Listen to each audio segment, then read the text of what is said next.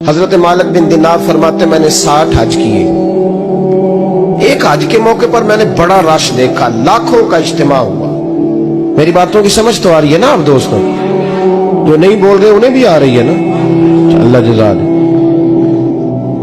कहते लाखों का मजमा था तो मेरे दिल में ख्याल आया, मैंने कहा अल्लाह इतने लोग आए हैं, इनका हज कबूल भी हुआ है कि नहीं? फरमाते मैं सोच रहा था तो रात को ना ख्वाब में मैंने किसी कहने वाले को कहते हुए सुना कि सबका कबूल हो गया है। बल्ख का रहने वाला मोहम्मद बिन हारून बल्खी है, उसका हज कबूल नहीं। फरमाते शहरों के अलग-अलग खेमे लगते थे। अब भी आप हज करने जाएं तो पाकिस्तानियों की रिहायशें अलग होती हैं, इंडियन की अलहदा, बांग्लादेश की अलहदा, मिस्री, यमनी, सब लोग अलग-अलग रहशें होती, झंडे लगे होते हैं मुल्कों के। कहते मैंने सवेरे उठ के ढूंढना शुरू कर दिया, ढूंढता हूँ वो बंदा मिले। कहते जहां बल्ख शहर के लोग रहते थे वहां चला गया तो मैंने लोगों से पूछा तुम में मोहम्मद बिन हारून बल्खी कौन है? लोग कहने लगे वो तो बड़ा नेक आदमी है, परहेजगार है, बड़े भोले भाले, बड़े अल्लाह वाले, रियाज आपको बस हम ही जानते, वो तो बड़ा नेक है, परहेजगार आदमी। मैंने कहा अच्छा कहाँ है? उन्होंने कहा पहाड़ के पीछे उसने खैमा लगाया हुआ है, सारी रात इबादत करता है, सारा दिन रोजा रखता है, कायमुल लैल है, साइमुद दहर है। क्या बात? फरमाते मैं उन लोगों की बात सुन के हैरान हो गया कि मुझे क्या बताया गया, ये क्या कह रहे हैं? फरमाते मैं पहाड़ के पीछे गया। हज़रत मालिक बिन दिनार अलैहिर्रहमा फरमाते हैं जब मैं वहां पहुंचा तो मैंने उस शख्स को मुसल्ले पे बैठे देखा। कसरत इबादत के आसार उसके वजूद पर नजर आ रहे, सीधा बाजू उसका कटा हुआ था।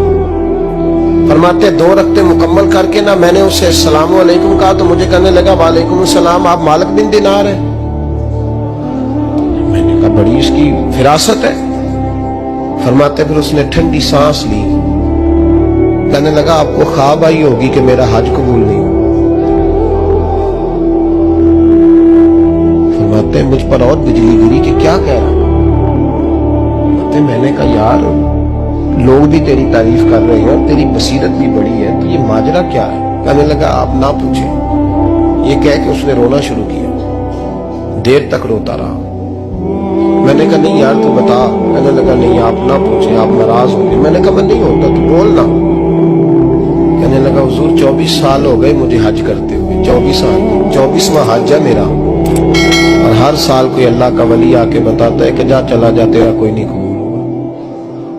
बेपरवाही वेख सज्जन दी जिथे किसे दी पेश न जावे, उन्हें ताजा वाले दर दर रोले ते मंगते तख्त बिठावे, आजम किसे नु कारा मिलदा ही कोई काबे खाली आवे।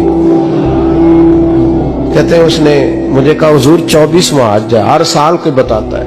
मैंने कहा तेरी गलती। कहने लगा मैं अपनी माँ का नाफरमान। मैंने कहा वाकया क्या हुआ? कहने लगा हजरत अल्लाह ने मुझे दौलत दी, माल दिया, जमीनें दी तो मैं अय्याश हो गया। इमाम मालिक बिन दिनार रहमतुल्लाह अलैह फरमाते हैं मुझसे कहने लगा पैसे आए तो मैं अय्याश हो गया।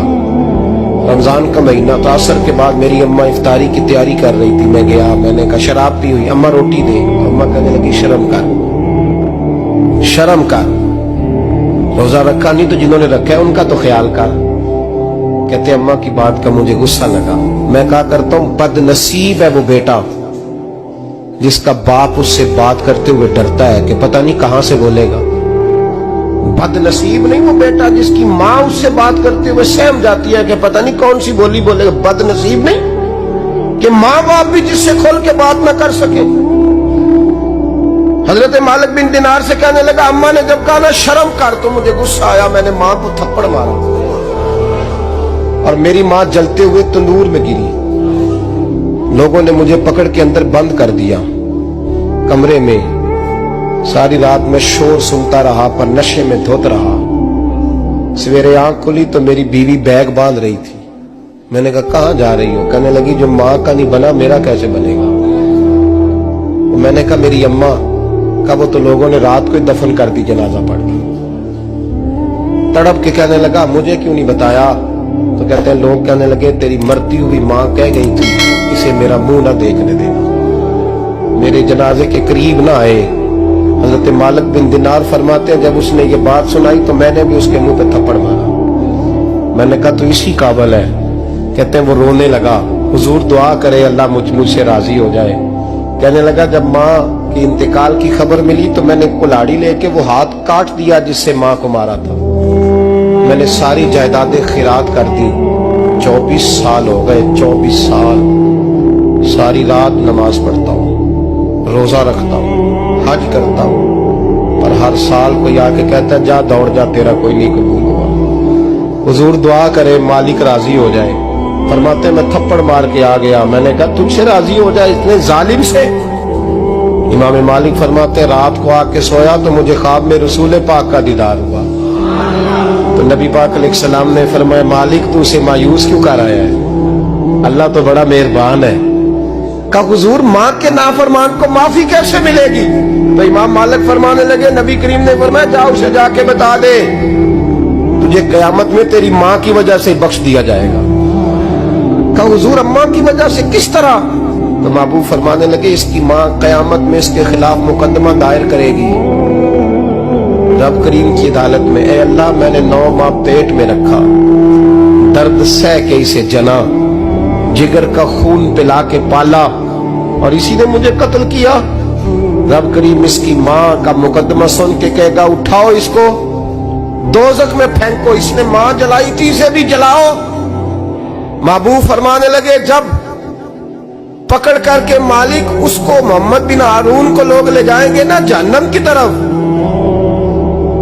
अभी फरिश्ते घसीटेंगे ही तो पलट के फिर अम्मा की तरफ देखेगा और दूसरी दफा फिर घसीटेंगे तो पलट के देखेगा और तीसरी दफा फिर पलट के कहेगा अम्मा ये मुझे जलाने लगे, अम्मा ये जहन्नम में फेंकने लगे। मेरे हबीब फरमाने लगे वो जल के मरने वाली माँ वहां भी बोल पड़ेगी, कहेगी या अल्लाह चल मैंने माफ किया तू भी माफ कर दे। ऐ अल्लाह मैंने माफ किया तू भी माफ कर दे, अल्लाह तू माफ कर दे इसे।